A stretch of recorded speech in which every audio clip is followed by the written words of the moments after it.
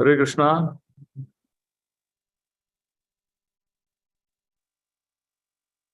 Hare Krishna to all Zoom Vasis. Hare Krishna, Prabhuji. Hare Krishna, Prabhuji. Hare Krishna, Dandasana. Hare Krishna, Prabhuji. Hare Krishna, Dandasana. Hare Krishna, Prabhuji. I called them Zoom Vasis. They didn't understand.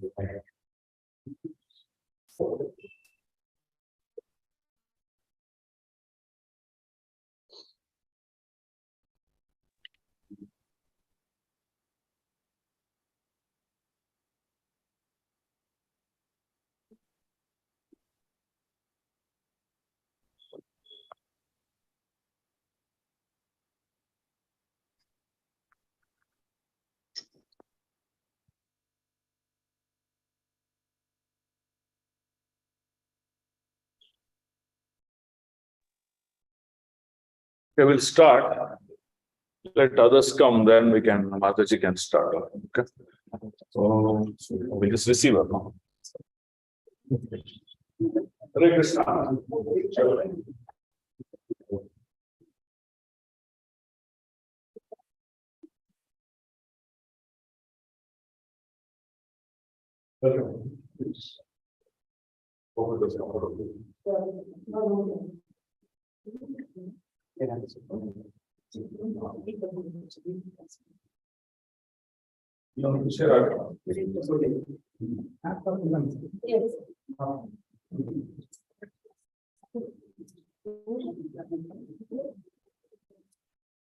So we'll get started with the Gita. More people are expecting.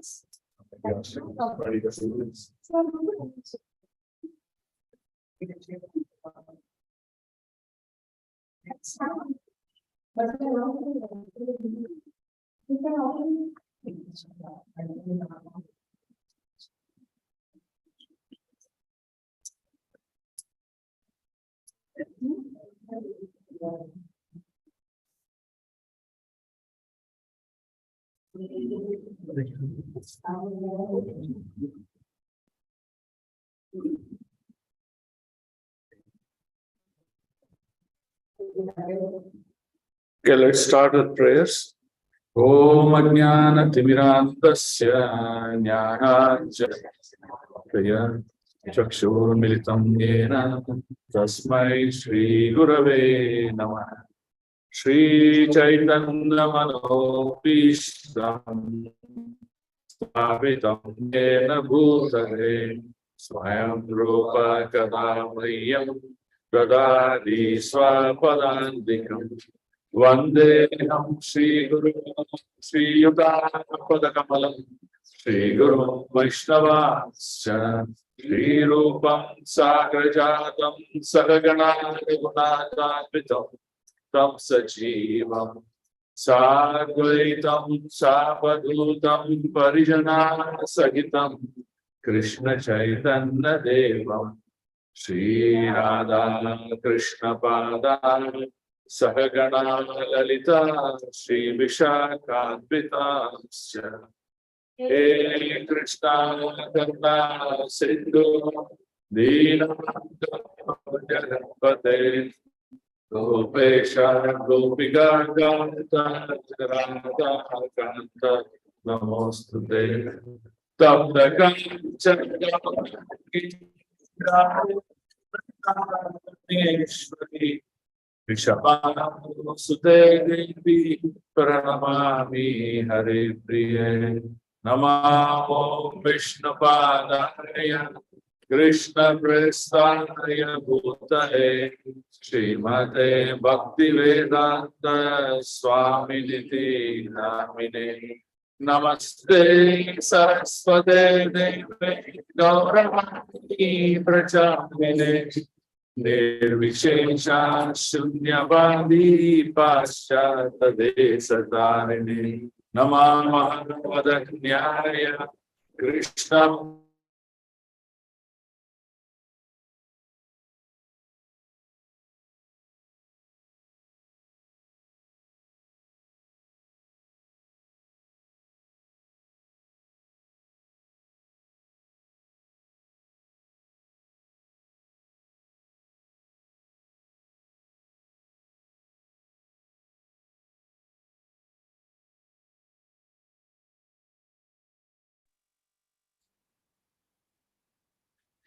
Hare Krishna Prabhuji, not able to hear.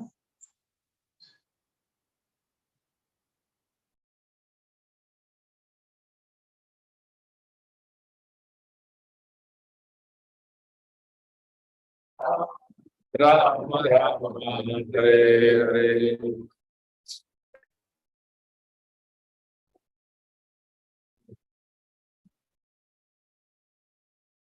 Hare Krishna.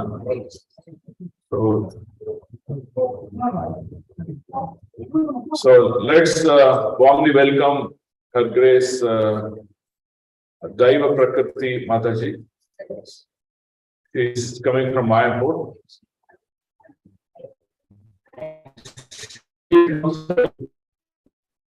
Okay, so she is the director of Child Protection Office at the All India level. Now, Mataji is going to enlighten us with what is this and why is it important to us. So let's hear more from her. But we'll wait for all other devotees to join. So we'll continue with our Gita for about 30 minutes. Then later on we'll hear from Mataji about this. Okay? Thank you.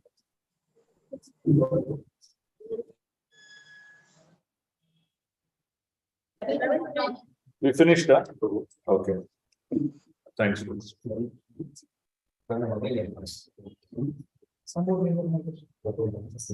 11th we finished or we have to do? Okay. So now Karma Yoga, chapter 3, text 12. Okay. So on people on Zoom, they're able to. People on Zoom, are you able to hear me? Yes, Prabhuji. Yes, Prabhuji, we can hear. We can hear. Okay. So, in the third chapter, we discussed many key concepts about karma yoga, and all those things. So, what is the key theme in karma yoga? Arjuna is thinking karma and the akarma in the thought process of avaram karma, right? Avoid prohibited duties. So, what are the prohibited duties according to Arjuna? He is thinking, oh, I should not kill my cousins, my uncle, all those things. So he said, I will not. Okay. What is Krishna saying? What is the meaning of prohibited? He says, by performing karma, if you have attachment and you are hankering for the fruits of your activities, that is what should be prohibited. Okay. So now clarity has to be brought in. So now that's why Arjuna is asking, should I take renunciation or should I take?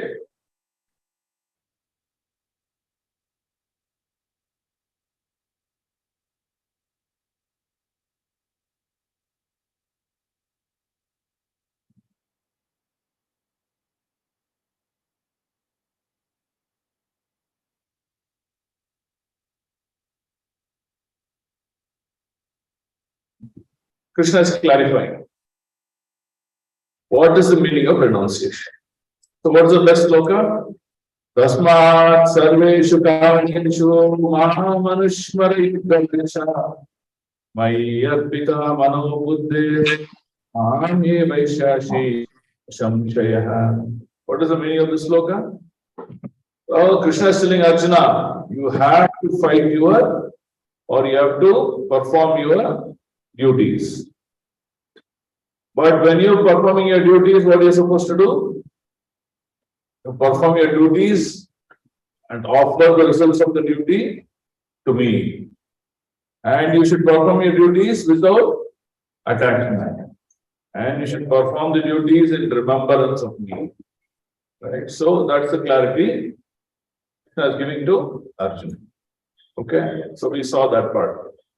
Then Lord created three things. Lord created the Ihadevatas, the demigods.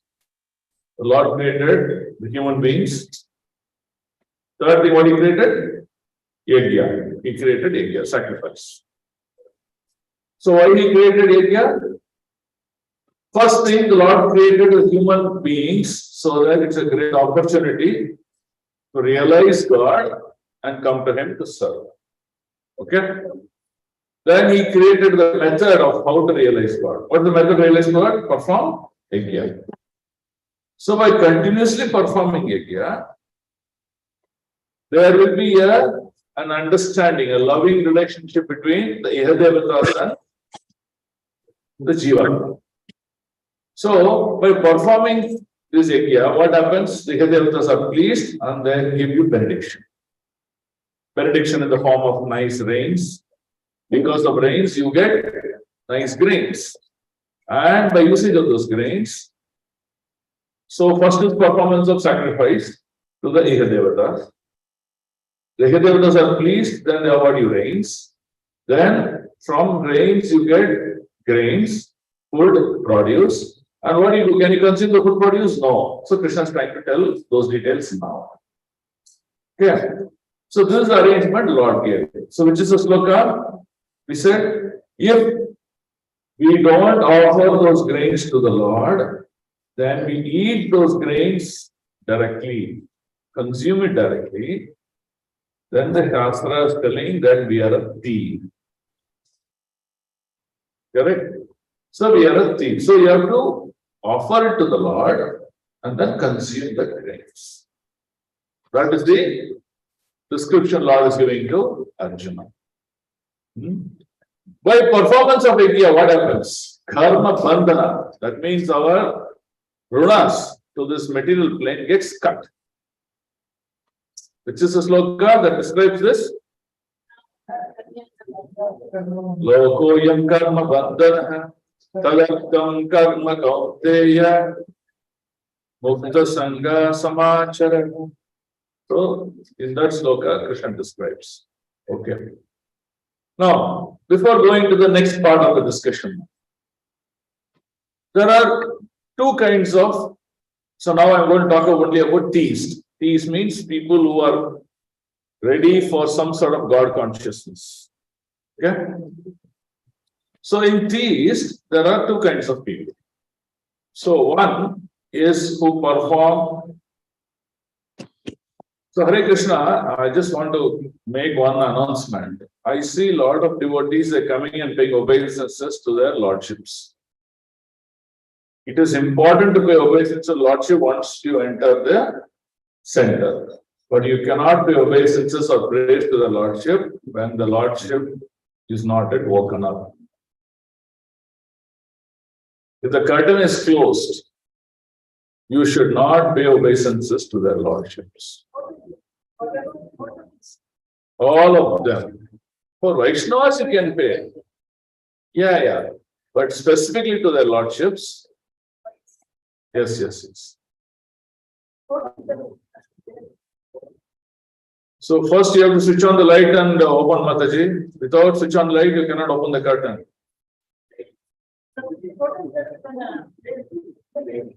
There is none different from deity or photo, all the same. Shri Radha Madhav ki jai, Jagannath Nrsimhadev Bhagwan ki jai, Panchatattva ki jai, Srila Prabhupada ki jai, Gurudev ki Nitai Gaur Premanande.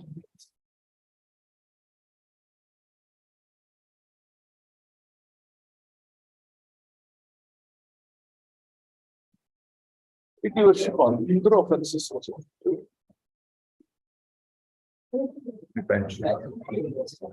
Huh?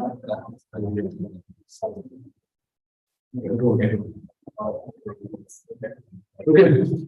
So now there are two kinds of personalities in the theistic platform. That means who are God conscious. There is one who are devotees who are pure in their heart. They want to serve the Lord. They want to serve or perform activities for the pleasure of the Lord. And they are called devotees or Vaishnavites. Okay. Now, in this, there are one more category of people who want to serve the Lord, but they have more control nature. Okay. They can control people, they can control activities, they can control process, methods in an organization. Okay, we'll not talk about themselves. We'll talk about having the mentality to control other things. Right? Yes. So then what the Lord does, Krishna says, okay, so we have people who are my worshippers, but who have desire to control. So such people, the Lord awards them the position of demigods, Ihadevatas. And according to one's capability, the Lord awards these material functions to be controlled by them. So Ihadevatas or demigods are none other than Jivatmas who have worshipped God. God here, Krishna. Who worshipped Krishna, but had strong desire to control. This is how it has to be done. So they control. They don't control as an offering to the Lord. They control it because their desire is to control. To such people, the Lord offers them the position of demigods. So that means you have two kinds of personalities. You have devotees who worship the Lord, who perform Navaveda Bhakti, Shravanam, Kirtanam, Smaranam, so all those Navaveda Bhakti, etc., they do. And they are detached. They do this only as an offering to the Lord for the pleasure of the Lord. But there are other sects of people who are also worshippers of the God, but they have controlling mentality. And according to their desire, according to their taste, Lord offers them the position of demigods. So now, you can see, in the position of demigods, they live for one manmantra. In a day of Brahma, how many manmantras are there? 14. That means 14 Indras are born. 14 Ihadevatas, they change their position. So that is the life of a demigod. So they get the opportunity to serve the Lord. In this demigods, there are certain demigods who are more pure in nature, and they have the desire to perform their pastimes and serve the Lord. So those demigods are invited by the Lord when he comes to play his pastimes. So we are seeing, Paritranaya Sadhuna. So that time, when the Lord descends, all these demigods, they come, they take different roles. They take different roles and perform their leelas along with the Lord. Sometimes they are Mathuravasis, sometimes they are Dwarakavasis, sometimes they are Vrindavanvasis, sometimes they are monkeys. So different attires they take and perform the leela of the Lord. So you see how our consciousness, how our action and how our reactions are varied under different circumstances. Yeah? Are you clear about how karma functions in a totality? Okay. So now let's read with the 12th sloka. Sloka number 12, chapter 3, text 12. Istan bhogan hi bo deva dashyante yajna bhavitaha Tan aparadhyayibhyo yo bhunkte stena eva saha. Translation. In charge of his necessities of life, the demigod being satisfied, the performance of being will supply all necessities to you. But he who enjoys such gifts without offering them to demigods, in return, is certainly a thief. So the word Yobhukte Sthena Stena means thief. So that means when we perform sacrifices, the demigods are pleased. Without performance of sacrifices, the demigods are not pleased and they never award what the living entities want. Right? So if you see in today's world, what happens? There is rains that comes, there are minerals, there are granite, there's so many natural resources. So in the words used by technology, what we do, we just exploit them. We exploit them, use our respects back, gratitude back to the Lord. And hence we are all looking like thieves. So what does thief do? Thief means one who's committed a sin, he has to suffer the reactions of the sin. Right? So the best is when you may purchase grains, ingredients by paying money. So you are thinking you're the owner of that. Now you are making nice delicacies. Now these delicacies can be consumed as an offering to the Lord. That is when we become a thief. So what we need to do? These delicacies must be offered for the pleasure of Lord Krishna. Then what happens? The reactions involved with that goes away. We are no more a thief. So that's what this sloka is trying to tell us. So far clear? Alright? So yo bhunte stena kevasaha. Stena means thief. Yes,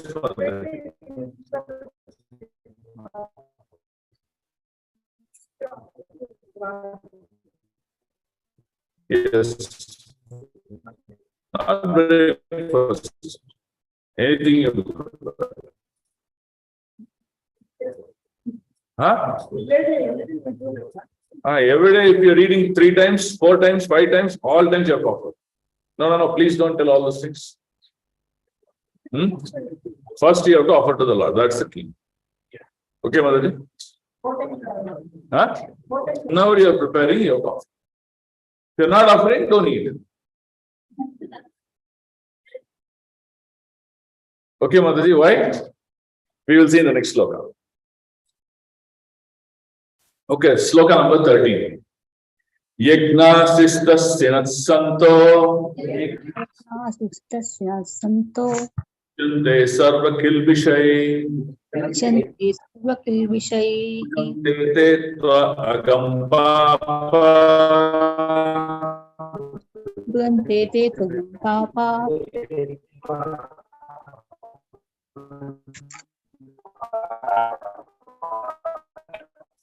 ye pachan. Look at this sloka. Shishta Shinashinta, that means who are eaters. After taking performance of the yajna, that means once you perform the yajna, you get remnants back.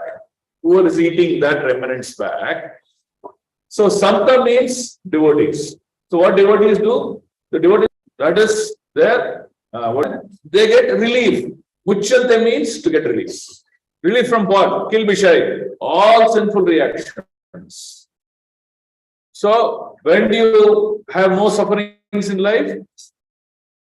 Whatever yajna you are performing, the remnants of the yajna, you offer it to, you take that as an offering from the Lord and consume it. Then you do not have any reactions. Otherwise, you will have reactions. Reactions come in the form of karmic life. Each one of us have senses, body, different degrees of life. These are all reactions because of our karmic activities. So, he says, Santo means devotees. Devotees, they always offer to the Lord and then they take the remnants of theirs. Okay. Now, what the next part of the line says? Bhujante te agam papa ye pachanti atma karana. So, others who prepare food, delicacies for enjoyment of their tongue. Oh, I want to enjoy this, I want to enjoy that. Then what happens? What are they eating? They are thinking, I'm eating very tasty pizza. I'm eating very tasty Maggi noodles. But what are they eating? They're just eating sin. So why it's called sin? Because it is going to have a reaction for which we will suffer. Now, people who are in mode of ignorance, what do? They cross these limits. When they cross these limits, it is not that they offer and eat. They don't offer and eat, but they start to eat things that are prohibited. Right?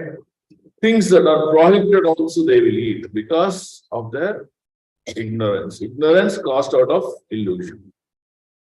So you see their sinful reactions, they keep on expanding, go deeper and deeper, for which we have to suffer millions and millions of lifetimes. So hence, Krishna is giving a solution. What solution is giving?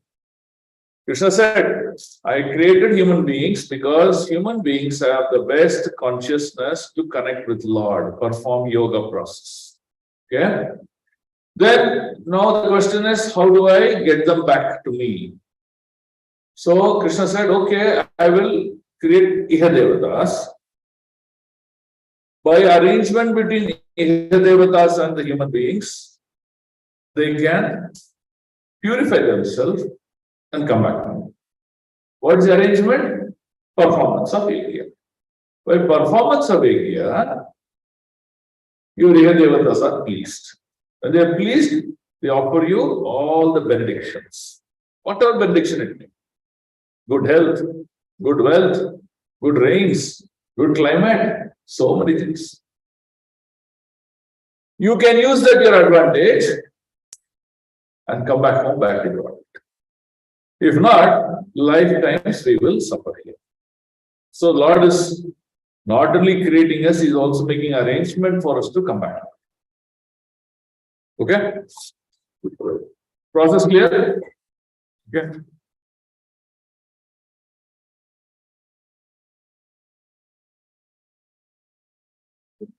So text 14. Anna bhavanti bhutani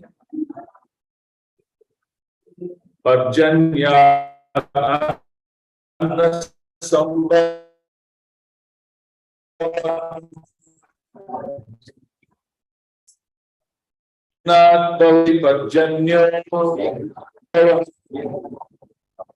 see, look at how many times he used Tekna here. How many times he used? Huh? 3 times. Okay. So now let's look at the translation. Prabhupada says, all living bodies subsist on food grains. You cannot live without food grains. You have to live on food grains. Food grains here is a broad-based terminology. It's not rice alone. All grain food, including pulses, wheat, rice, all forms of this. Okay. Which are produced by rains. So now you understood why Govardhan Leela happened, right? So all the Vrajavasis, they had clarity that by pleasing Indradev, we'll get enough rains. If there are enough rains, we'll have good farming. Cows will be nourished. And we can live happily. So that's the arrangement they were doing.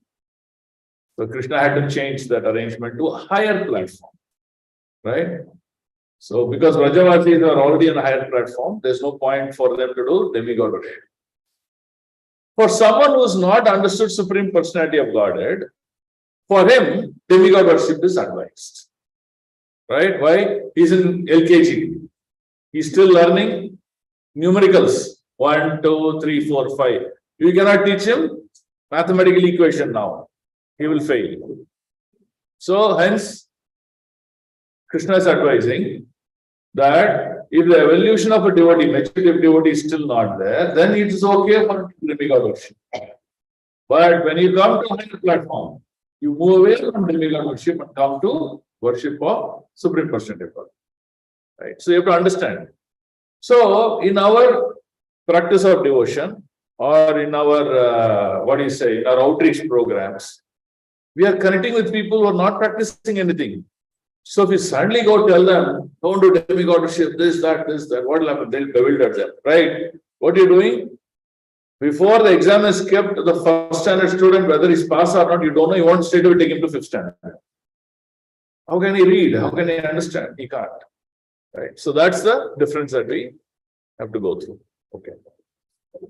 So, rains are produced by performance of yajna, and yajna is born out of prescribed duties. What is the prescribed duties in this context? Performance of yajna, right? So in each yuga, one type of yajna is recommended. In the current yuga, Sankirtana yajna is recommended. So by performance of Sankirtana yajna, which is a prescribed duty, so that means what? Following 4 regulated principles is prescribed duty. That means no choice. Chanting the holy name for 16 rounds is prescribed duty and no choice. Choice could be like, Prabhu, I'm reading Bhagavatham in the evening 5 o'clock instead of morning 10 o'clock. Yeah, that's a choice. Right? So I'm hearing for a lecture from this Prabhuji, not to that. That's a choice. So that means you have to understand in practice of devotion what is no choice and what is with choice. That's how devotion has to be practiced. Okay. Only one yajna. Yeah. 4 principles are, they're called as the foundation pillars of a building. For building, you need 4 pillars, no? If you take a 1 pillar also, building will fall down. Yeah. So it's called the foundation of a building. So similarly, these 4 regulated principles are the foundation principles of a religiosity. If the pillars of religiosity is not followed, then the religion falls. Yeah. So the first pillar of religiosity is no intoxication. What is intoxication? Yeah. Working your mind under the influence of an ingredient is called intoxication. So the best example is usage of alcohol, tobacco, all prohibited products called intoxication. Yeah. So that's the first pillar. The second pillar, no illicit activities. Illicit means relationships outside of permitted limits. For example, husband and wife. Yeah, they can live a family life, but they're trying to live cheating one another and living a relationship outside of that. It's called illicit. Yes. So that's the second. Third, killing animals and eating them for our gratification of our tongue. Right? So that is the third. The fourth is truthfulness. So the truthfulness here refers to playing gambling games. See, gambling is cheating in whatever forms you may put it, right? So that is prohibited. Okay. So now, when these are prohibited, then the religion is upheld. Otherwise, the religion falls. And the religion or religiosity is the only method by which we can connect with Lord. So if that falls, then everything falls. So that's what it says. So now, let's take examples. Why deserts are formed? Who can answer that? Why deserts are formed? You know, no? There is Thar Desert, Sahara Desert. So deserts are of 2 varieties, you know that, no? So what do you find in the Middle East region, the African region? So these are all deserts. You see very hot, harsh climates and no vegetation, no water. Very difficult to live. People die. There's other types of desertness also. You go very cold countries like Siberia, very deep countries where you see all the time it's cold. No vegetation grows there also. And it's not possible to live also for us. Only polar bears can live there. So those are also other kinds of desert. So desert means bereft of any of these conducive living for human beings. That means, so why deserts get formed? Balance. Huh? Directing the nature. No, the context, you talk about in the context. Lack of rains, correct. So why no rains? No area. Okay, that means when sinful activities keep on increasing, people forget to perform Yajna. And hence the mercy is withdrawn. Once mercy is withdrawn, the place becomes a desert. Clear? So that's how deserts are formed.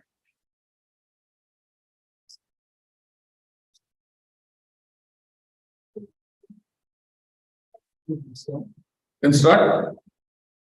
We'll do one last sloka and we'll hand over the mic to Mataji. Huh? Okay. Text 15. Karma Brahmotpavam Vidhi Brahmashara Samudbhavam Tasmat Sarvagatam Brahma Nityam Yagne Pratistiham Nityam Yagne Pratistitam. Now here there are Brahma is used 3 times. So we have to understand that 3 contexts very clearly. In the Karma Brahmotpavam Vidhi, right? So here this Brahma refers to the knowledge that is given by Brahma to live successfully in this material world. So that refers to the knowledge aspect, which is the Veda Shastra. Okay. Then the Brahmachara Samudbhavam, right? It refers to God, right? So this Brahmaksharam refers to Supreme Personality of God, right? Then Sarvagatam Brahma, Tasmat Sarvagatam Brahma. Therefore, so which is Sarvagatam? Sarvagatam means, Sarva means everything. Gatam means, that Gatam actually is destination, but here it refers to present everywhere. Who is present everywhere? The final destination of ours, which is the lotus feet of the Lord. So he is present everywhere. That means it refers to the Parma. Right? So it doesn't refers to Brahmaji as a personality here. It refers to these 3 contextual members. Okay. So let's look at the translation here, understand. It says, regulated activities. See the word regulated. Regulated is a very important word. What is regulated versus non-regulated? When do you use the word regulated? Huh? Yeah, so that means you can eat, but in a regulated manner. Okay? You can perform material activities in a regulated manner. Correct? So, best example is you're driving your car. There is a signboard which says you have to drive within 60 kilometers per hour. That means it says you can drive at high speed, but the speed should not exceed 60 kilometers per hour. That is regulated driving. If I drive at 80, 100, 120, what happens? Here the police will catch me saying that you crossed your regulated principles. Okay. Or 2, some reaction could happen where we get into an accident. Right? So that is how you understand regulated means. Regulated means within the purview of certain boundary conditions. Okay. Regulated activities are prescribed in the Vedas. That means the Vedas are telling us, oh, you can do all these things, but under a condition. Okay? Is that clear? The Vedas are directly manifestation of Supreme Law. That means when we say Veda Vakya, that means when we say Veda Shastra, it means it is not that knowledge. It is knowledge from an authority, which is the Supreme Source. That means the knowledge cannot be questioned. The knowledge is flawless. The knowledge is spotless. Okay? The knowledge came from the Supreme Lord. Knowledge is authoritative. Knowledge is spotless. And it is very, very clear. Why? Because it came from the Supreme Lord. Okay. Consequently, all pervading transcendence is eternally situated in the acts of sacrifice. So here, the Lord is trying to tell, within these rules of regulation, you can reach the lotus feet of the Supreme Lord. That means the final destination destination by performance of these activities of sacrifices in a regulated manner. The Shastra would say, in the month of Kartik, do this. In the month of Purushottam, do this. In the month of Magha, do this. Early morning, you do this. The late evening, you do this. So Shastra is giving these regulated activities. So by performing them, what happens? We reach the higher levels of transcendence. That is where beyond the material world. So now the Lord is trying to tell Karma Yoga, and within this Karma Yoga, he is giving detailing how to actually perform this Karma Yoga. Now, what happens Karma Yoga? Karma Yoga is at two levels. One, see, in Karma Yoga, there is need for certain material activities to be performed. For example, let's take case of Arjuna. Arjuna has to perform his duties. He cannot shy away from his prescribed duties. If Arjuna says, no, I want to do Buddhi Yoga because why I should kill these people for my kingdom, etc. I don't want to do that. So Krishna is telling, you cannot perform Jnana Yoga in the state of immaturity. That means you're not yet ready. You cannot perform that. Now, when does a person perform Jnana Yoga? He says, I don't have any more need in the material world. There is no more requirement in the material activities. Why? That means performing a material activity or not performing a material activity does not impact him. You get the point? Okay, so for us, we have to go to a job, we have to do a business, we have to do some activity in order to carry on our material world. That means there is a dependency for us on the material elements of this world. If we cross a situation, how one is on activity, another is knowledge, both. You should have both. Knowledge also, it should be clear, and activities also must cease. Hey, no more children to be taken care. I am no more dependent on the income or activities out of this material world. So, I am no more dependent on them. In that case, I don't need to do my prescribed duties. But has Arjuna reached that level? No, he's not yet reached that level. But of course, there are going to be some people. Like, let's say, you're all attending one course. Some of you would have got the certificate of completion of course, but the maturity of the knowledge may not be there in the heart. How? The Lord says, whatever you earn, you should use in service of performance of yajnas. Oh, Prabhu, what is this? I have to feed my children, I have to do this, I have to do that activity. How can I do that? I'll probably give 5 rupees out of my 100 rupees of earning. That is the evolution. So, until we evolve, we continue to perform our Karma Yoga. Since we're using the word yoga, we perform our duties, prescribed duties, unattached, offer the result for the pleasure of the Lord, and go on performing for our purification. As we perform our purification, what happens? We slowly acquire knowledge about Lord and Lord's activities. Then we move to the platform of Bhakti. In the Bhakti, what shall we practice? In the initial stages, I may do Shravanam only for a few hours in a week, then a few hours daily, then more scrutinizingly Shravanam, connecting with Vaishnavas and serving them. So when we do these things, then what happens? From Karma Yoga platform, we straight away slowly migrate towards Bhakti Yoga platform, and that causes liberation. So that is what Lord is trying to differentiate between Arjuna, that you are not yet ready. In an immature state, don't jump into doing higher activities of transcendence. Is this clear? So he's not telling don't do it, but you have to evolve. And how do you evolve? Practice. Practice, knowledge, service. So these 3 things should happen. So how do you acquire knowledge? Shravanam. How do you do practice regularly? Just sadhana. How do you get the mentality of service?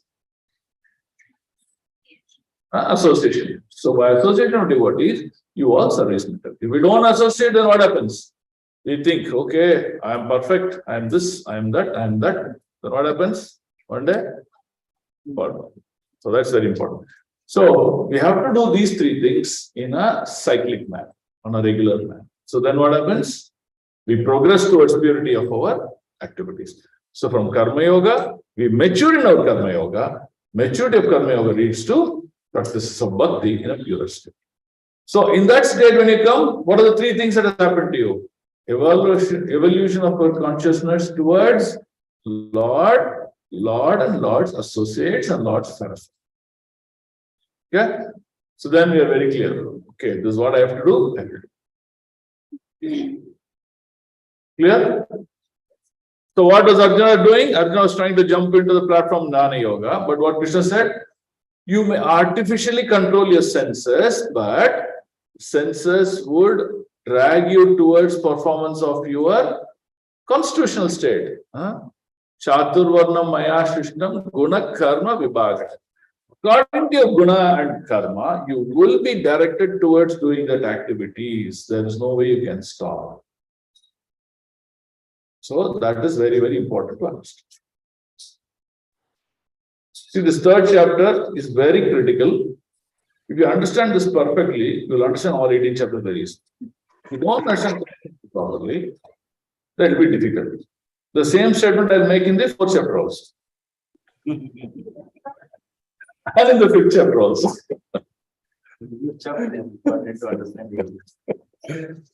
Okay. So thank you all. So what we will do is we will stop here. The next class we will do the 16th sloka onwards. So next class will be covering up to 30 or 35th sloka. So 20 slokas we will do the next class. That way we cover a larger portion. Okay. So now any questions before we end the class now?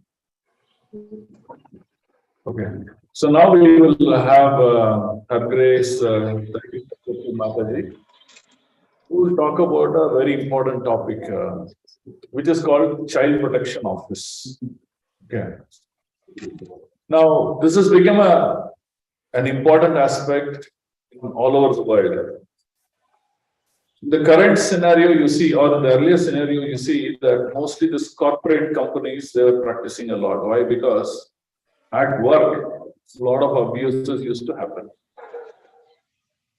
And then some countries who are involved, they start to adopt, child abuses also as a law. In India, we sort of did not see the need until recently because the cases of child abuse, sexual abuse, and all these things are coming out in a very large number. And there is a clear-cut law the government has also come up with. What is the grade of offense and all these things? So, for an organization to sustain, the organization to move forward with its activities and performance, it's important to follow some of these things which will improve the health of the organization. Hence, Mataji has come to enlighten us. She's going to also probably train us also. First is identification. Second, when you identify, how do you react? Then what do you do? So she's got all these things, and most of you are parents of children, right? So you will have many situations that you come across in this time. So let's hear from Mataji. And now I request Her Grace Mataji to come and speak. Very good. Children. Children, could somebody manage the children outside? Oh, they should not be here. Okay. Some things will come. Okay. Can we have all the children go up? Play? Children age definition? 18, huh? Okay, up to 18 years, can we have all children going upstairs and playing? We all should stay here, huh? We are all above 18. Some elder boys will take care of them. Or below 18. We'll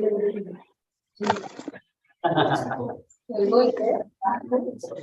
Only heard in what you know.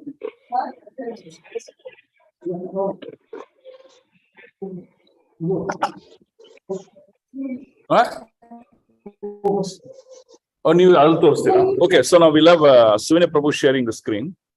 Who please? Which is the one? Your name is not showing. Okay.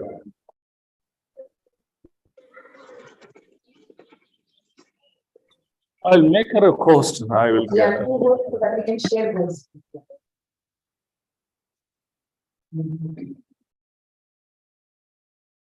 Yes, you can also share video, Prabhu, so that they can see Mataji also. Who I think this is- I think this is not.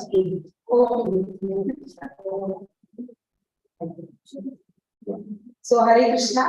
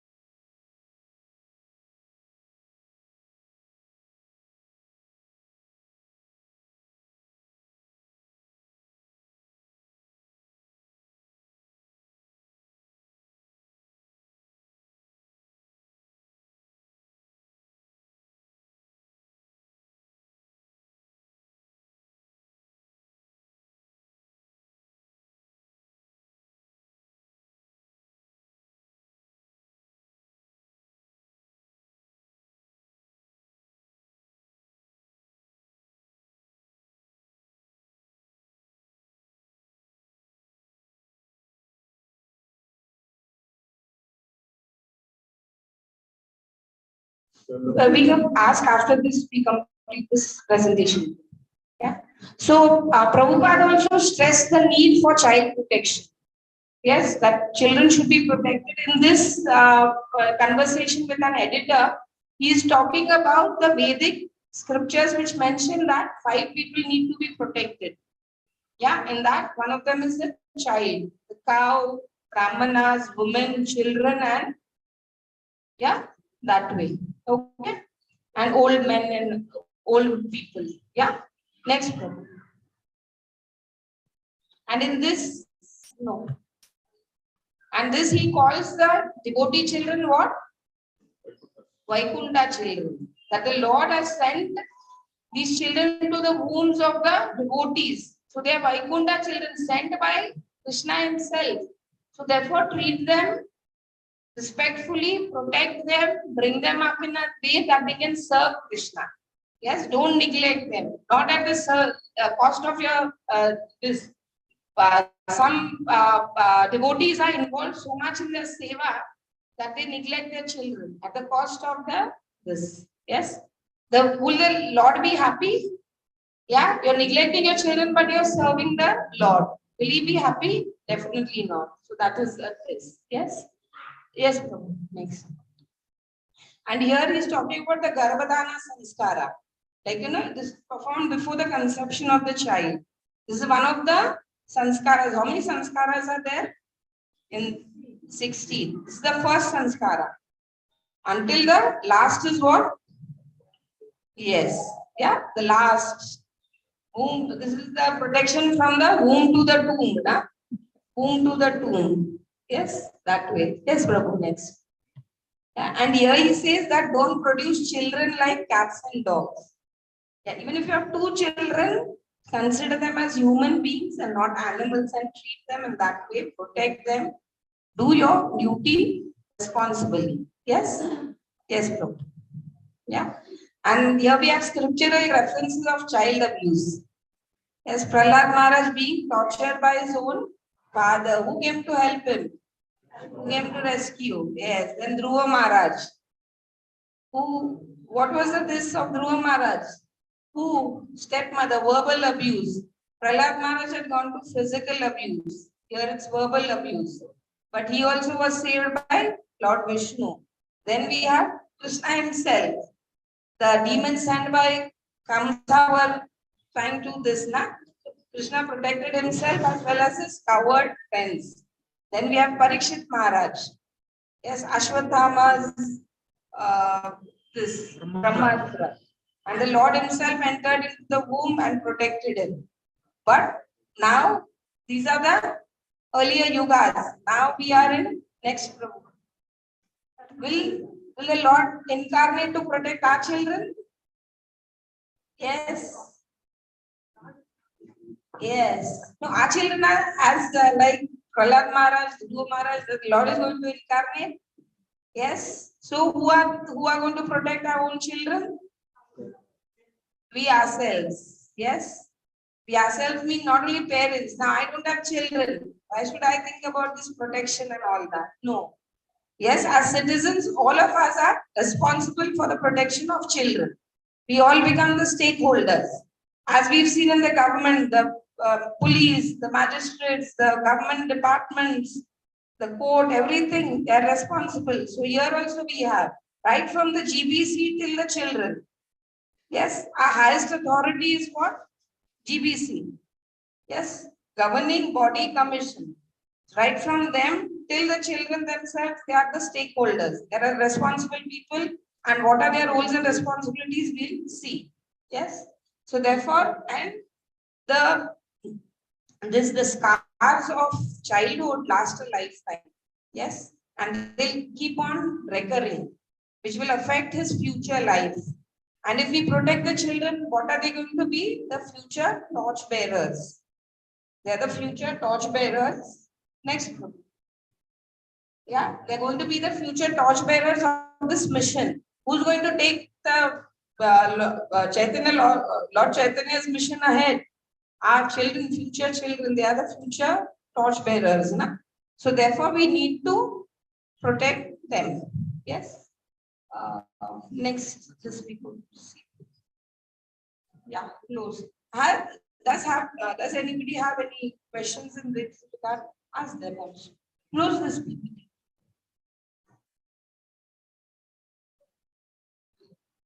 In Zoom also people can ask questions.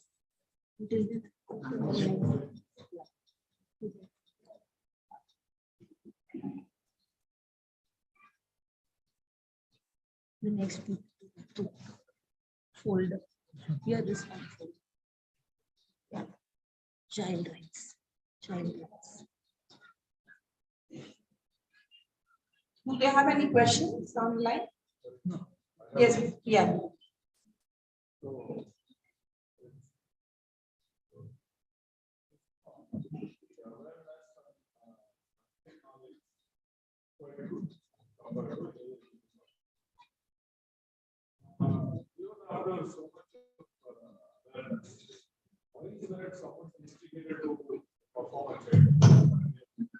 Yes, yes.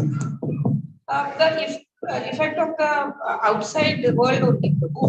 Like though we have the knowledge, still our past life, the past, this before we became devotees, that still recurs back. Na? That still recurs back.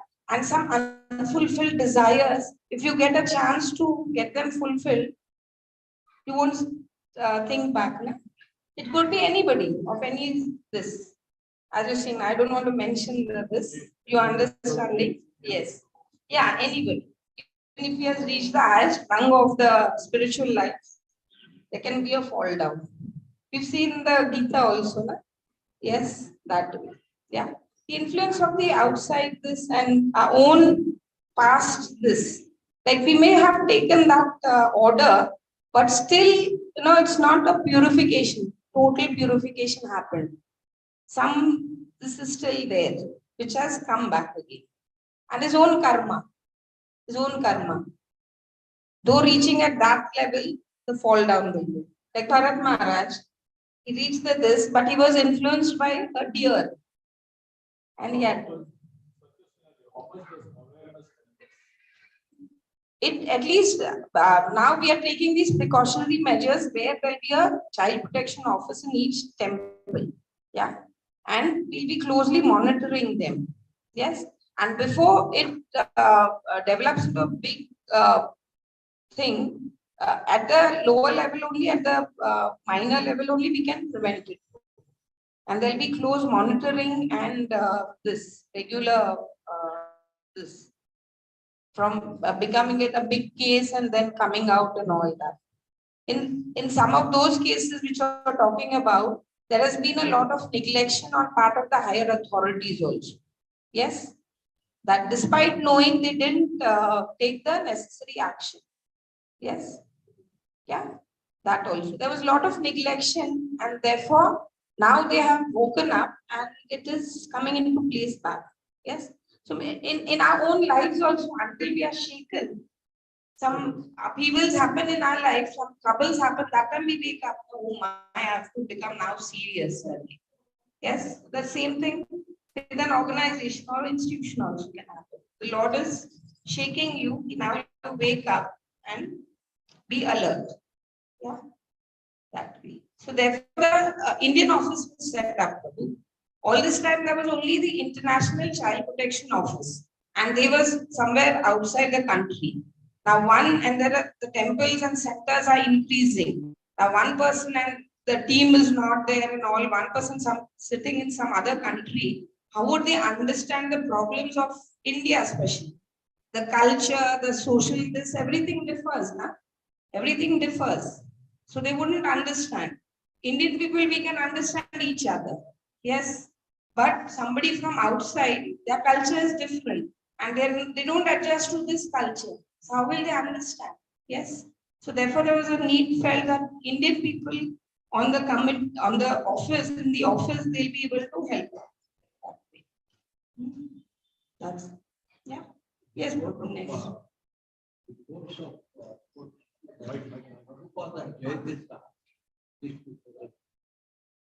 Yeah, the conversation. Oh, that's a different PPT.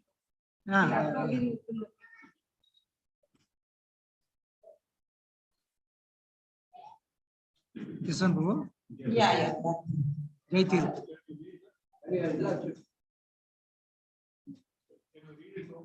Yes.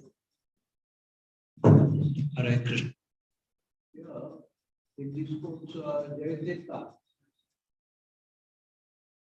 We've closed.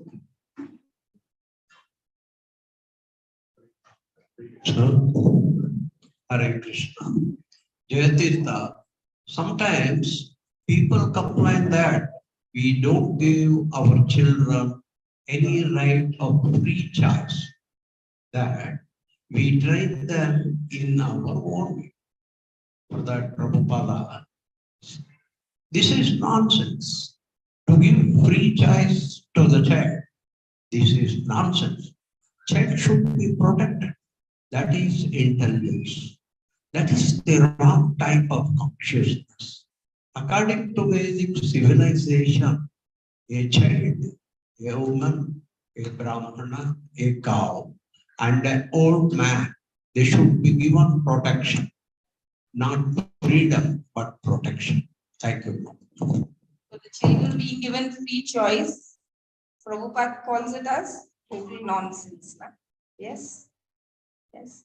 So by the participation thing also now anybody can say now on one hand you're saying take the decision of the children or opinion of the children. So in that way we're not giving them a free choice, but just we are asking their opinion and then we'll be seeing whether it's practical, impractical and all that basis the parents will be taking a decision. But at least ask the child what he wants to do. What he wants to do. Yes. Is he willing to go as per what the plans of the parents are? Yes. So giving a free choice, but many now free choice. Many parents are giving a free choice to their children. I want to be on my mobile. You do whatever you want. Agree? Agree. I want to be busy on my chatting or whatever games or whatever on my mobile, on my net. Tu ja, kal kuch bhi kar le. Yes. How proper is this? And then we blame the children when something happens. But we don't see what I have done. While the child is in the womb, the mother is constantly on the mobile, playing something, chatting, sending statuses and all that. For that they have time. Chant one round. Only one round. You're pregnant. It's only one round. How much time it takes? One round. But for hours, I can be on the Facebook, Twitter, but I don't have time for 10 minutes to chant one round, which will be helpful for my baby. You're grooming the baby from the womb. See, you have to be on the mobile. So, baby comes out, feeding, the mobile is there in front of the baby. And he's put this morsel is in the mouth. He's not even chewing, and this is there. Where has he learned? Whom has he learned? So whose fault is it? That way. So we shouldn't be blaming the children. Yes? Yes. Some children want to. True, but then we have, it's up to the parents in what way that freedom has to be given. If it's going to ruin his own life, how proper it is then? Yes, how proper it is. Try to explain to the child in a healthy manner. Try to explain to the child in a healthy manner. We'll be conducting art of parenting sessions also through experts, through this office only. Yes, whereby you all will also get this knowledge how to groom your own children. And they are like clay now. So mold them now, not after they become a stone.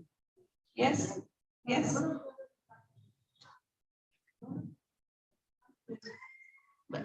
Even grown-up children can be done. It's a different way. It's a different way. Teenagers, you're saying, or above 18, you're saying. Above 18 years. Is he working? Is he working? Is he independent? No. It depends. Now I'm telling, I'll talk about my own son. When in his childhood, we've given all this whatever we had to do. Spiritual life, everything. He was practicing everything. As he grew up, engineering, MS, US May, and all that now out. Married a non-devotee girl, love marriage, out working, so independent totally. Yes, so that one round which I have told is about my daughter-in-law. Yes, I'm not talking about anybody. Just one round there. But no, the status is WhatsApp is more important. Yes. And now they're independent. So why are you interfering in our lives? So fine, fine. Because they're independent. Now it's your life. We've given whatever we had to do, our responsibility. Now it's your responsibility. So until something shakes them, they won't wake up. So fine. So therefore the Lord said, get out of the house and do this seva. I'm talking about myself. Yes. Be in the house and think about it and crib and nag about it. What are we going to get? Fine, get out and do seva for the other devotees and for his. Yes. That way. So when they're small, we can do something. Independent, he's independent. He back answers. Fine. Fine. Yes. I just read a quote. You mentioned that in previous Yuga, Krishna used to protect. But in Kali Yuga, parents, stakeholder has to protect. Yeah, that's what I'm saying. So, but my understanding got different way. Okay. That means, does it that you are trying to communicate that Krishna is not protecting? No, he's giving the buddhi to the parents to protect their own children. From where are we getting the buddhi? He's using us as the instruments to protect our own children or protect others' children. Yes, he uses. He's told Arjuna also, I'm using as an instrument to kill all these people on the battlefield. I've already killed them, but you're an instrument in my hand and I'm using you. The same is with us, Prabhu. He's using us in changing the lives of others. Now, Prabhuji is preaching here. All of you all are being preached by Prabhuji. He's changing your lives. Na? So who's empowering him? Then the same empowerment we are getting from the Lord. I'm not saying the Lord won't protect. Yes. But people will say, why would even the Lord will incarnate to protect my child? Yes. So that in that way I'm explaining. No, you all yourselves have to protect. And we are devotees now. We know all the knowledge. Na? And why have we come on this path? Yeah. And what the Shastras say? When you all will be proper mother and father or parents, when? I'm not getting the shloka, but when will we be proper parents? When we'll be helping our children to? No, I'm not getting the proper answer. No, the shloka is not there. No, what is the Shastra? In Bhagavatam that is there, on which this I'm not getting. When the parents are able to help the child to get out of this vicious cycle of birth and death, they are the best parents. So how can you get your child out of this vicious cycle of birth and death? By bringing him on the path of bhakti. Na? Yes. So that's how. That's how. So if we want to be good parents.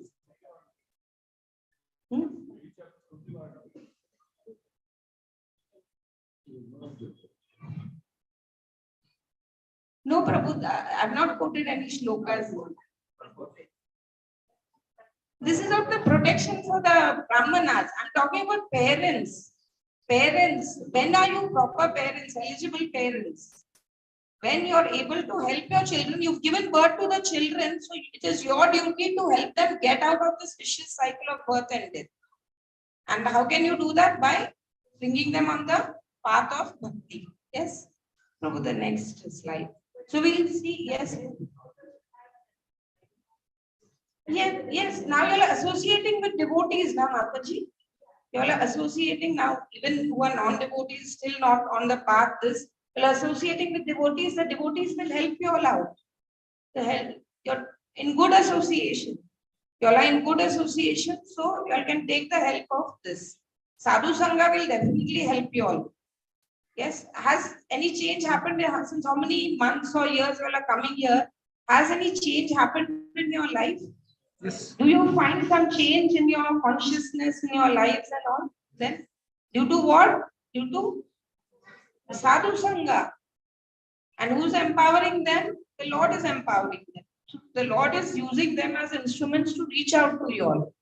Yes, that way. So we in turn have to reach out to our own children. Yes. So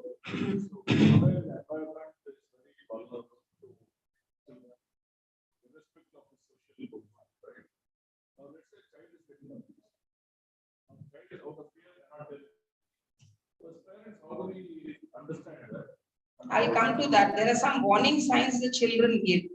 The children give some warning signs, but we are not aware of that. Okay. The child telling the mother, I want to tell you something, I want to speak to you. But the mother's come from office. She's tired. And she'll tell the child, you don't understand. I've come tired from office and you want to speak to me. Can't you wait for some time? She'll shout at the child. Will the child again open his mouth? Will the child again open his mouth? Yeah? Or the child, mother says, okay, fine. Say what you want. But she's not sitting in front of him. Yeah, she's saying, ठीक है, तू बोल, मैं kitchen में हूँ. The child will talk. My mother's not, is she hearing or not? I'm in the hall or in the bedroom and she's in the kitchen. Yes? So when you're talking, give value, quality time, don't quantity time. Give 5 minutes to your children, sit in front of them. Sit in face to face. Listen to the children. Shravanam.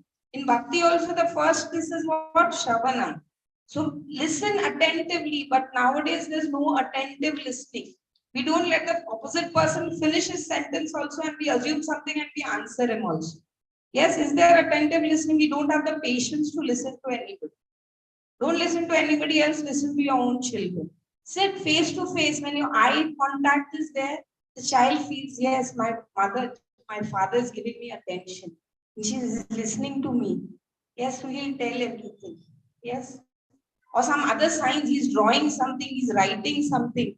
But the parents don't have the time. They have the time for the mobile, for the social media, but not for the child. Yes, we'll come to that thing. So we'll just see quickly the rights of the child. The children also have rights, and their rights are categorized into 4 categories: right to survival, right to protection, right to development, right to participation. Yes, survival have to be given the 4 basic needs. Yes, food, clothing, shelter, education, whatever. Yes, that way. And protection is they have to be protected. Family is there for the protection initially. We protect our children by this and all. And participation is, as I said, taking the opinion of the child. Yeah. Now, in legally also there is this taken now in divorce cases, where both the parents want to separate, and they are claiming custody of the child, 1 child, children, whatever. Yes. As per the legal laws, children below 7 years, the custody goes to whom? Mother. Yes, clear. Because they are the formative initial years where the mother's attention and care is required. So there's no doubt about it. Children who are below 7 years, the court has to, and it's understood also, but the mother need not fight for it. Children only, the mother only, little bit. Above 7 years, children are asked their opinion. The magistrate, there are family courts, separate courts known as family courts where these divorce matters are handled, where there are counselors. The counselor has to put a report before the magistrate and then the decisions are taken. So in the chambers of the magistrate, the counselor and the magistrate ask the children, yes, where do you want to go? Children break down in that process. Because they want both the parents, no? But the parents are not understanding the feelings of the children or the child. Yeah. So therefore, whatever the child says, I want to go to my mother, I want to go to my father, the court passes the order. So even the law seeks the participation of the child. Yes. And development is the education and other this which we provide to them for this. Yes. And these rights are based on the Indian Constitution articles, right to equality, protection, everything. Yes. And another, this next slide. And another convention on child rights is there on those articles also. No need to go into so details. These PPTs were prepared for sensitization workshops for the police, prison, and judicial officials when I was working, And this is like, just go up behind, Prabhu. Yeah, go ahead. Yeah, next. Yeah. And these rights are, why do we need to protect the land? Because it's a moral and legal obligation on part of all the citizens. Earlier, there used to be a charity, in Bhagavad Gita also in the 17th chapter, different modes of people, when they are doing charity, different this. So the people in the Sattva-guna, they used to build orphanages, build dharmashalas and all that. That way they used to be. I have money, so to earn punya, I'll do this charity. Yes, but that is not this presently. It's a moral and legal obligation. We are not just. There's a difference between sympathy and empathy. Sympathy and empathy. Yes, sympathy is you're just doing that. It's a one-way thing. They need help. I can help this. But empathy is you're literally able to understand what that person is going through. Yes, in Hindi, what is sympathy called? No, another word is there. Sahanubhuti. Sahanubhuti. Yes. And empathy, we'll see the same word. We split it into two. Saha Anubhuti. Understood? Saha Anubhuti. You're experiencing along with them what they are going through. That is called empathy. So some words, we can explain in Hindi or other languages and some in English. Yes, that way. So it's this thing, and therefore they have to be considered as human beings and they have to be protected. And then we've seen this, and no death penalty can be given to a child. He can commit any heinous crime, but no death penalty. You all remember the Nirbhaya case? Which year it took place? Which state? Yes, 2012. In Delhi, the Nirbhaya case happened where a gang rape took place, and the main culprit was a juvenile. He was a child. And as per the Juvenile Justice Act, the maximum punishment for any crime done by the child is 3 years only. So he was to get only 3 years, and the public what was the public outcry? Give what punishment to these culprits? Death penalty. So then a question came that he's the main, because he tortured the girl more than the others and he raped her also. So why this difference? So therefore there was a big outcry and they said reduce the age of the child and all that. So India cannot reduce the age of the child because they have signed a treaty with the United Nations that in our country the age of majority will be what? 18 years. So they cannot reduce, but they made some amendments that children between 15 to 18 years, when they commit such heinous crimes, their cases can be transferred from the Juvenile Justice Board to the normal courts. There's a separate board handling the juvenile offender cases.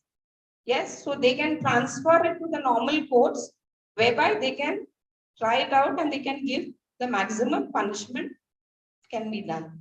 So this is but under no circumstances the children can be given death penalty. Yes, yes, next. And these are the different laws related to the children. Yes, the abortion law, prenatal diagnostic testing. Yeah, after it's tested that it's a girl baby, what do? So it's illegal. So which right is being protected? Survival, protection, development, participation. Which right? Survival. The second act, which right? Development. Third, protection. Yeah, protection and development. So protecting them from becoming child laborers, but you're at the same time providing them some education and all that. Marriage Act. Yeah, protection and development also. And the fifth act, guardians and what's act? Yeah, you're helping them get the right to their property. Yeah, helping them get the right to their property. Next. Then this is the Adoption Act. That is also protection and development. Yeah. And Immoral Traffic Prevention Act. The children are used for sex trade. and you are rescuing the children. Yeah, protection. And the Juvenile Justice Act clearly mentions the word protection. And the new law is POCSO Act, protection of children from sexual offences. It's a very important act which was passed in 2012. And the main foundational law for the children is the Juvenile Justice Act. Yes. And we'll just see the Juvenile Justice Act. Next. So as per the Juvenile Justice Act, the children are divided into two categories. Children in need of care and protection and children in conflict with law. So children in conflict with law are the offenders who have committed some crime. They are children, but they have committed some crime. Yes. So they have to be produced before the Juvenile Justice Board. And the children in need of care and protection is all the type of children. Orphan children, abandoned children, one-parent children, child abuse victims, rape victims, anything. All the other category of children come under the first category, and they have to be produced before the Child Welfare Committee. Yeah, this much only is enough for you all. Yeah, and then the POCSO Act is there too. Next act. Yeah, and these are the other crimes which can take place against children for which the punishments are as per the Juvenile Justice Act, like torturing the child physically and mentally, using the child for begging or drug trafficking and labor, yeah, and all other offenses also. Yes, that's over. Now we'll come to the POCSO Act, which is it's in short form, it's called POCSO, which relates to our Child Protection Office. Like we have to set certain structures in place where no child is abused in any way. Yes, it's a very special law. It was formed in 2012 because some instances were happening where the offender and the victim were of the same sex. Yes, or a female offender abusing a male child. But there were no laws whereby they could be prosecuted. Now the rape section of the Indian Penal Code, what does it say? The victim has to be a female and the offender has to be a male. Yeah. Now if a female has raped a male boy, which section to put? Yes. So that was happening, especially in regard to children. Many cases were happening in missionary institution run children's institutions in Mumbai especially.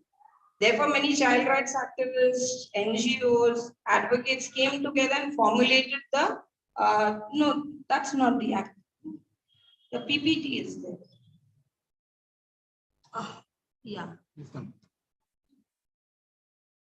Yeah, that. So that this law was formulated, therefore it is a gender neutral law. The next.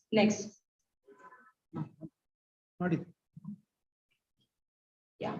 So these were the sections earlier related to this, but they are not gender neutral. Yeah, the Indian Penal Code sections.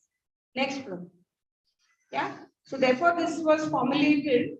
The POCSO Act came into this in 2012. Next one. Yeah. And this act protects the child in every way, right from reporting to giving the last judgment, like, you know, there are speedy trials and all that. Yes. Next. And it is a gender neutral law, and the victims have to be below 18 years of age. Yes. 0 to 18 is the age group of minor children. What do you mean by 0? When does 0 start? Yes, womb, but when? From when? Womb also. In the womb, the child is there for? So when that it starts? 9 months? No, see, Prabhu also doesn't know. Okay. Yes, right from conception. Right from conception. Right from the seed. Yes, the seed is planted, right from there the child's right starts. So 0 is from there. Therefore, the Abortion Act is there. Na? Yes, therefore abortion is illegal. So 0, remember that. Some say after he is born. Yes, that way. Yeah. So that's the thing. And this act very clearly has detailed this about touch, non-touch, this. The perpetrator can say, I didn't touch the child also, but the child has been abused. How can they abuse the child without touching the child? Tell me, parents. Mentally abuse, she's saying. But mentally, how to abuse mentally? Verbal abuse, okay. And one more.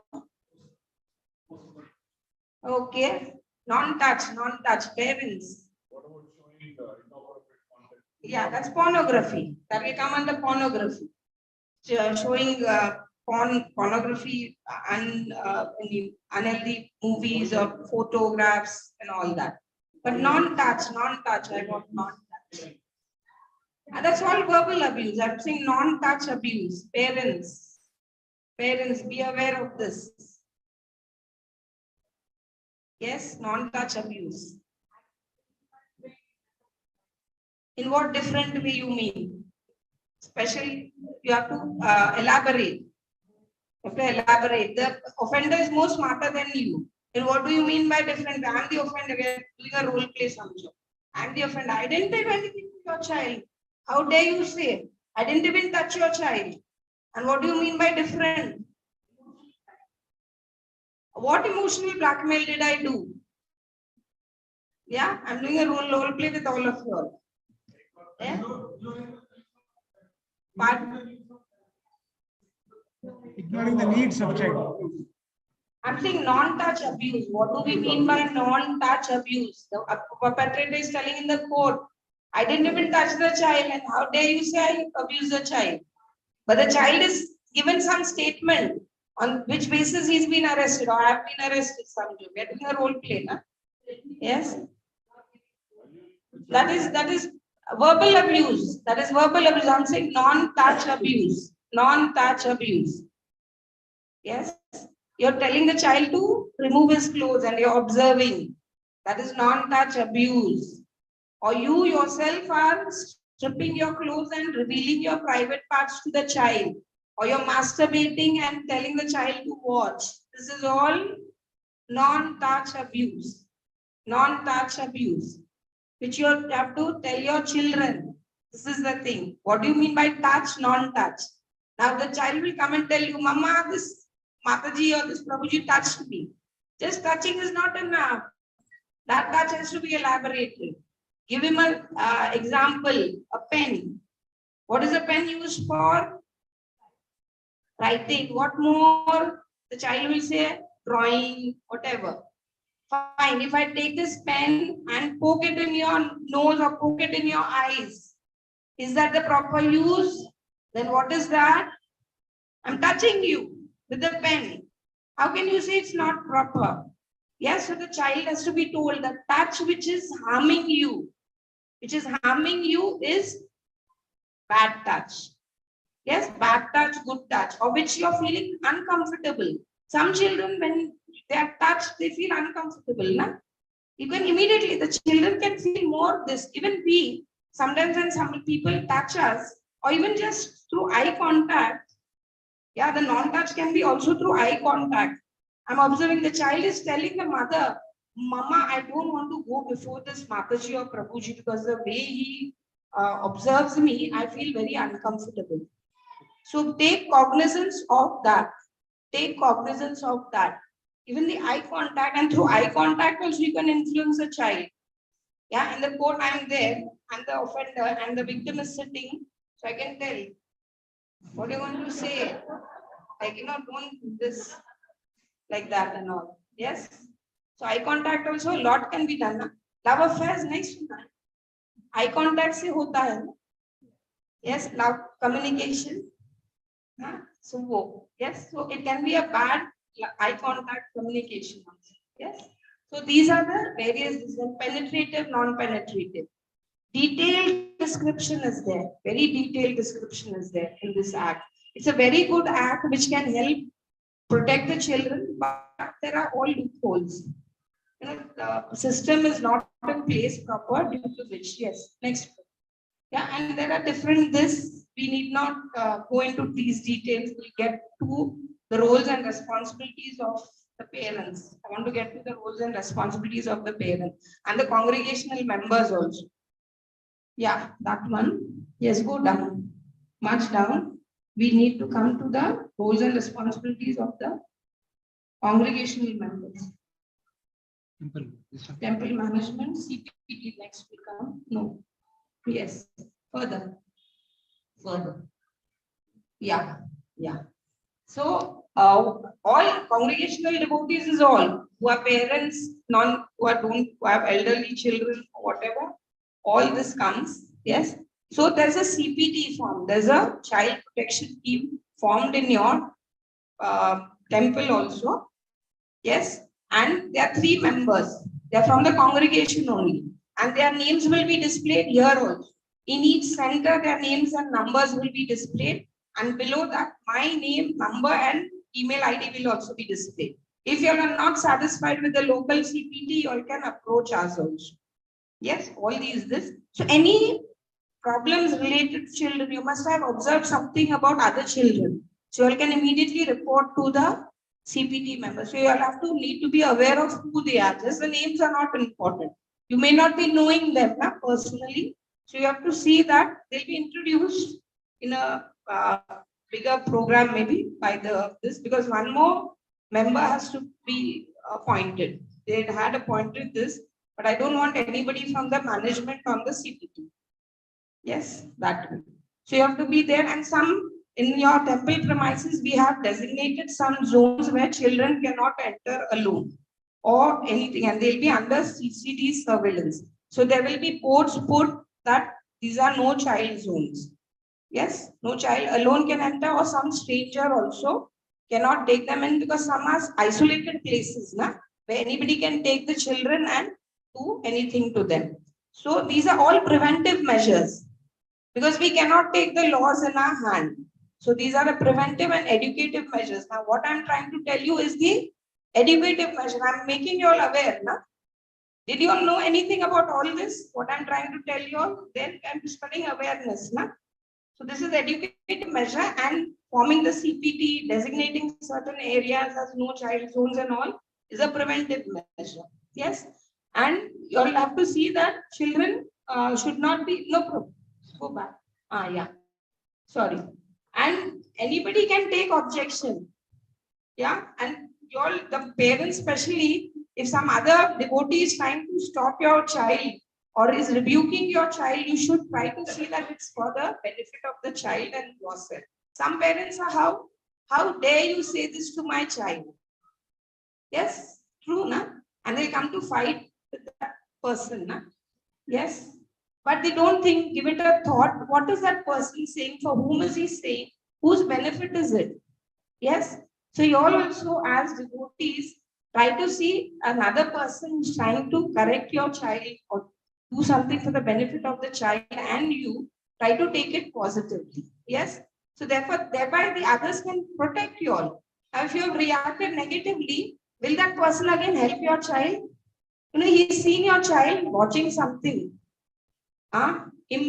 which he has not has to be watching, or he's been reading something or something. Yeah, and he's gone to the child because he knows the child maybe, and he's trying to correct the child. But the child comes and tells you something else. And some parents are such, they blindly believe and they come and fight.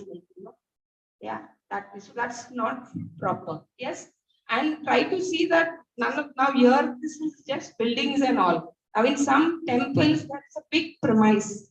It's a big premise where fields are there, and like how Mayapur. You have been to Mayapur. How many of you have been to Mayapur? It's a big Some places are dark in the after sunset and all. Yes, so the children alone cannot enter there. Anybody, an outsider also can do something to the children. Yes, so try to see, be careful about your own children, that they don't come alone or with their friends, minor friends, and loitering around in the premises of the temple. Yeah, and they cannot stay in the temple in the night, especially the youth groups. What is the age of the youth groups? I/F groups in ISKCON. I/F, ISKCON youth groups. Yes, 15 to 35. Now 15, 16, 17, they are minors or majors? Yes, so whoever's children are in the youth groups, 15, 16, and now these children are the youth are taken out sometimes for outings and all that. Yes, we are awareing the brahmacharis and the grahasthas also who are handling these IYF groups. Yes, IGF groups are also there. Yes, ISKCON girls groups are also there in some temples. There also the same age group is there. Yes, in our temple, one girl was there. She does the rangoli, the big rangolis, and she wanted to take some minor children for the Jagannath Rath Yatra. She goes every year and puts the rangoli before the Rath Yatra. So she was taking. So that community people, they told me. Then I called her, and as a director of the office, I spoke to her in that way. So she doesn't have good terms with me. Because she's doing every time something wrong, and when you correct her, she keeps away from you. So then I called her and I said, I'm speaking to you as a director of the national office. And I'm in this temple, I'm seeing this, so I have to correct you. So as part of that responsibility, I'm trying to tell you that you cannot take the children to Rath Yatra, to Jagannath Puri, and the parents are also not consulting. The parents also not consenting. But the children are such, like some adolescent children, no, I want to go. One child we know, she's so adamant, she's the only child, and she'll be so adamant that finally the parents will fall to her. They'll become prey to what she wants to say. Yes? So the parents were also helpless. Mataji, we can't say no to our children. So you're the only person who can stop that girl. If she says no, then they'll stop. So I'd explain to her. I explained to her the consequences. If something happens, you're going to be responsible. Are you ready to take the responsibility? Yes, all these have to be explained. Yes. So if your children also there, if you want to send them, you can give it to in writing that yes, my consent is there and he'll take care of himself. Yes, but if something inappropriate happens, then you don't blame the temple or the respective authority who's taken it. Yes, this is also there. Yeah, and anything you'll see inappropriate, some children are not, they've been very nice, they're mingling with everybody, but suddenly the child is staying isolated or some change in that child you're seeing. Immediately bring it to the notice of the child protection office members. Yes.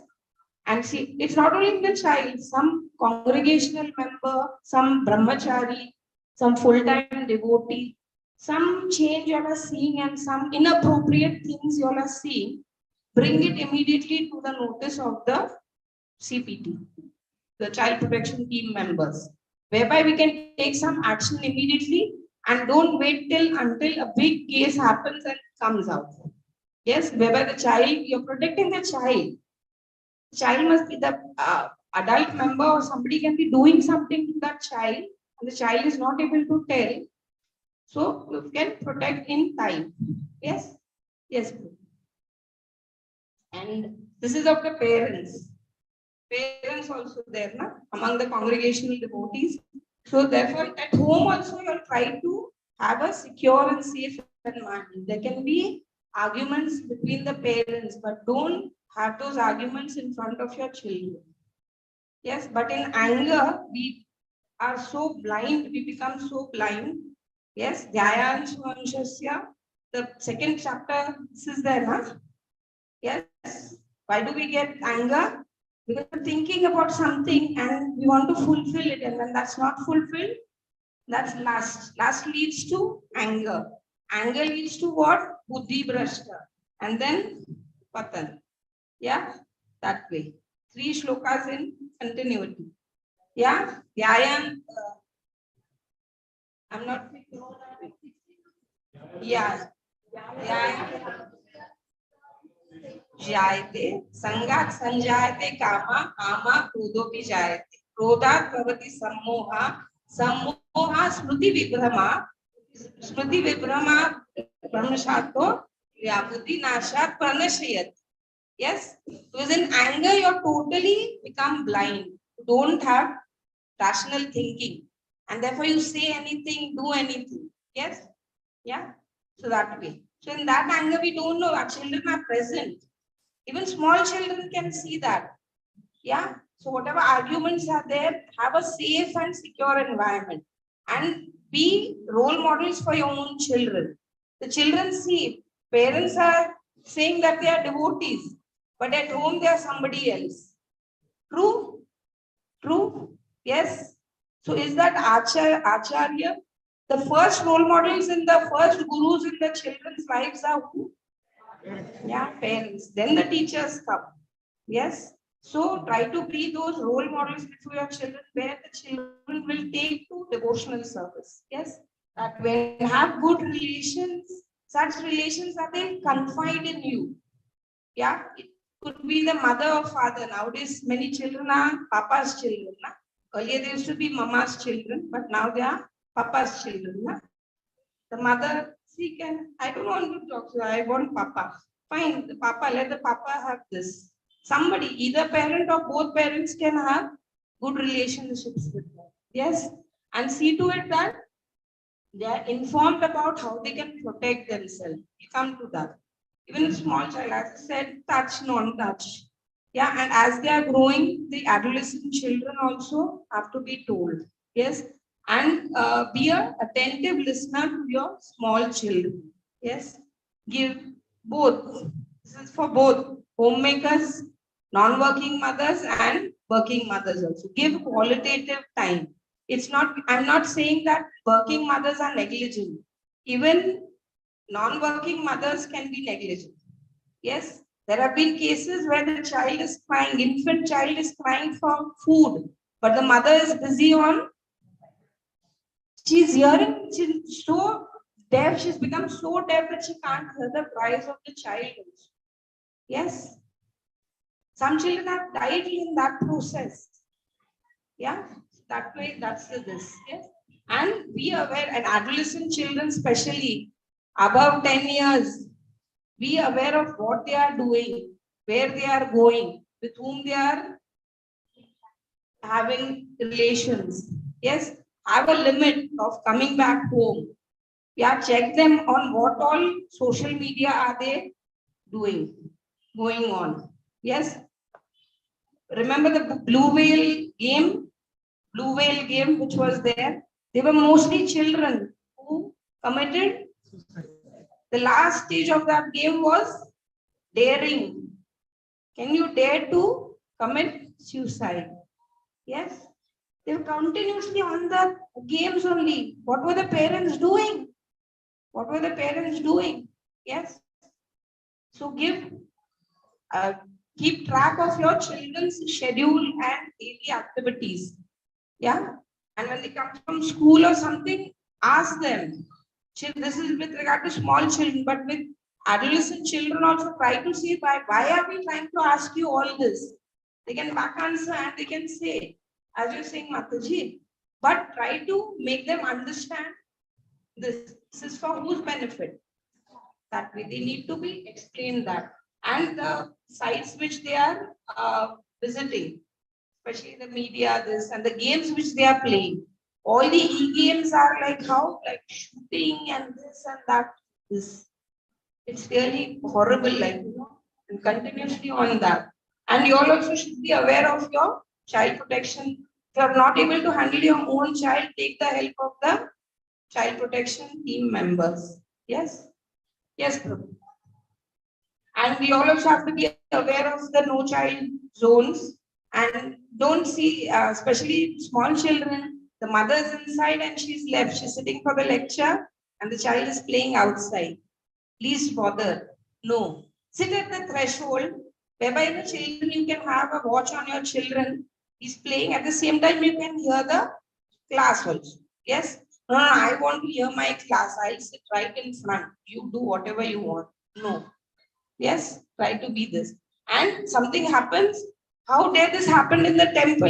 Didn't you all take all the precautions? But no, I didn't take the precautions. That doesn't come. Yes? And see to it that your children are not anywhere in the temple premises during sunset. Mataji, I'm very sorry. Chanting, yes, that's an offense you're committing by chanting while something you're hearing, Mataji. Yes, you're not offending me, you're offending the Lord and the Holy Name. I'm sorry. Many Matajis and Prabhujis in Other temples also I've seen during the Bhagavatam class, they are chanting. Yes, that is 3 aparadhs they are committing. 3 aparadhs. Which are they? Can anybody tell?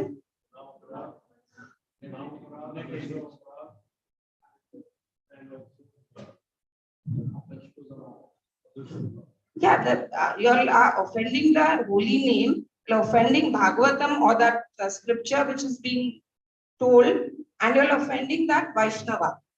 I'm not saying you're offending me, but I'm just telling you, this is not, you can concentrate one thing at a time. You can't do 2 things. Yes, in other temples also I try to correct the Matajis who are sitting next to me. Yes, they may feel anything, but some listen, some don't listen. And why are you chanting now? No, I don't have time at home, so I'm chanting, completing my 16 rounds. Then why are you sitting here? Go out and chant. Na? No, I have to show my counselor that I'm hearing their class.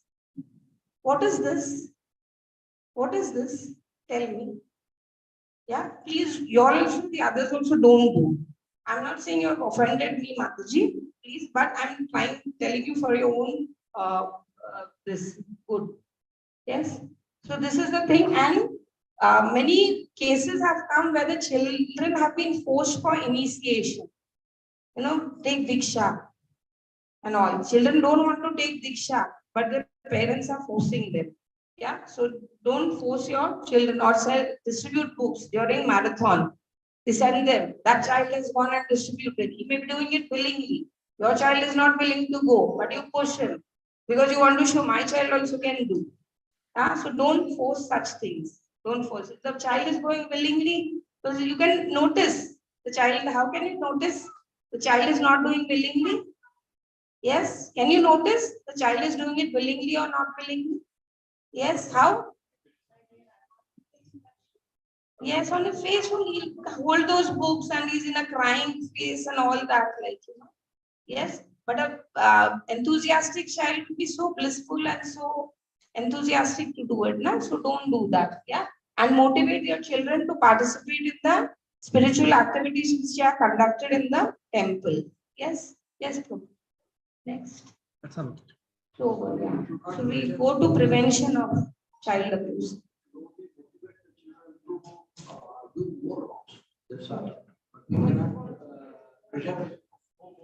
Yes, no force. No force. Some parents just force them, Prabhu. Go. That boy is going back, and the comparison is there. Don't compare. Each child is individual. Are we also individual? Separate individuality is there. Are any all people sitting here the same, physically or mentally? No, na. The Lord has done that individuality. Why can't we understand that? Yes, that way. Yes, Prabhu, next. Yes. That. Yeah. So now we'll talk about the different types of sexual abuse. How can we prevent them and what are the myths? How much time to move? It's time up. This will take a half an hour. 20 minutes we'll try to finish. Yeah, 15. Fine, Prabhu. Next.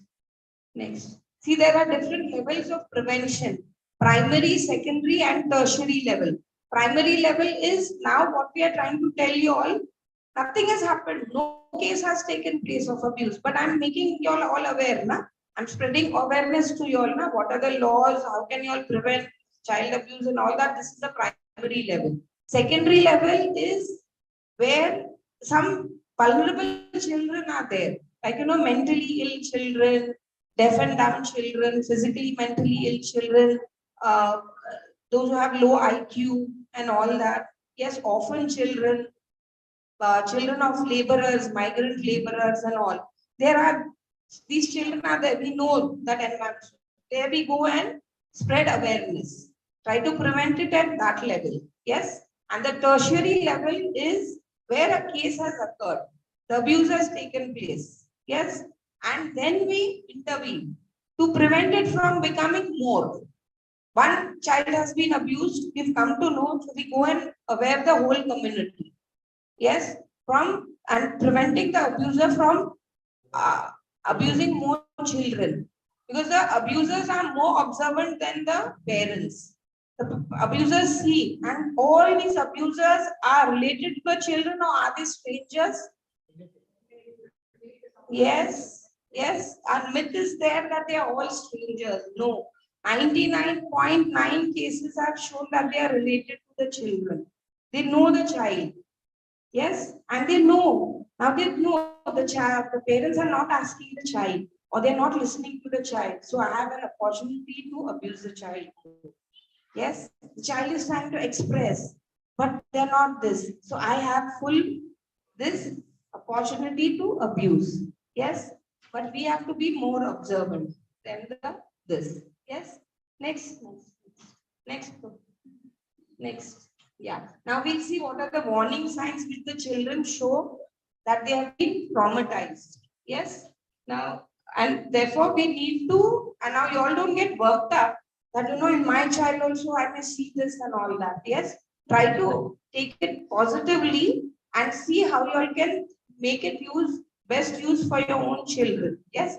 Oh, this is happening, that is happening. I'll be very observant, this, that, and all. Don't be worked up. Yeah, take it at a balanced level. Yes. And we need to empower our own children to protect themselves. Yes. So this is, yeah. See, one child was eating soap. Soap. He was trying to show to the parents that I'm feeling something dirty. He or she was being abused, and due to which he was feeling dirty. So the child can eat soap or can spend more time in the bathroom, or he's going constantly to the bathroom to clean himself because he's feeling dirty inside due to that abuse. But the parents don't understand what they'll say. This is a real case which I come to a counselor that when she grew up, when she was 35 or 40 years old, she had to go to a counselor, and that time she was revealing that I was being abused in my childhood by a close relative, and I was eating soap and trying to tell my this. But the parents didn't understand, didn't ask the child, they beat her up and they warned her, next time you eat soap, we'll throw you out of the house. And they made the child. So the child promised to the parents, I won't eat soap. And what she promised to herself, she promised something to herself also, that I will never tell anybody what is happening in my life. And she went through that trauma for 7-8 years, which affected her in her adulthood. Yes. So any small signs you see, be aware of it. Yes. And sometimes they shut themselves. They're scared and they lock them, try to be away from everybody. Because they see if I'm visible, the abuser will come and try to abuse me. That so they try to this. A child who was very friendly and sociable, he's suddenly shutting himself or herself away. So what is happening? Yes, you can see. Yes.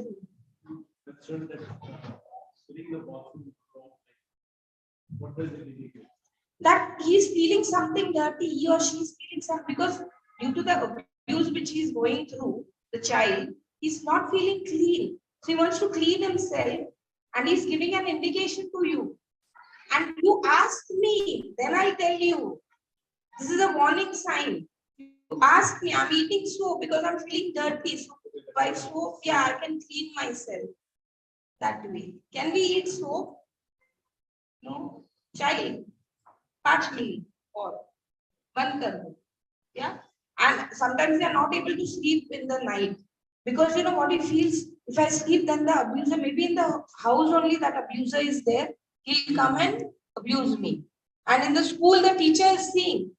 It's not only parents, I'm saying even teachers with whom the child is, the teacher is seeing the child is always dozing off in the school. She should ask him, why are you dozing off? Why is this happening every day? Don't you sleep in the night properly? But some teachers, what they say, tu raat 2 baje tak tu picture dekhta raha, or you were playing games, with assuming something. Will the child open to the teacher? No, na. So these are the signs. Then this next. Then some bruise marks are there on the child. Some abusers physically they bite them, or the cigarette butts they burn the skin of the children, or they pinch them in such a way that the marks are there. Yes, so such marks, seeing such marks, the parents or the teacher should be visible. So should be asking what is happening, where did you get this and all that. Yes, and sometimes it's regressive behavior. What do you mean regressive behavior? Progressive behavior is the child is behaving as per his age. Yeah, as per his age. Now bedwetting stops at a certain age. Now, I mean that child's life, the bedwetting has stopped, but again it has started at the age of 8 or 9. Why is that started? That's regressive behavior. Thumb sucking. Yes, stammering. Yeah, so try to be observant. Why is the child doing like this? Ask the child. These are the child, and the child is giving you indications whereby he or she thinks that they'll ask me.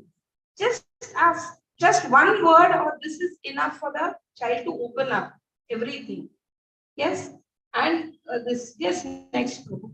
Yeah, or the child try to hide from the parents also. Some behave like this, like, no, you don't touch my body. You don't touch my body. Because, he feels that, whoever touches my body, it's not going to be this. Even the parents, they don't allow them to touch. Yeah, that way. And so therefore we have to be observant and thus be this. Yeah, next group. Yeah. And we have to tell the children this is the various forms of abuse, non-touch, touch abuse and all. And we should tell them don't speak to any strangers, small children also. Don't speak to any strangers, and try to explain to them that even somebody peeking through the door of the bathroom while the child is changing clothes or bathing,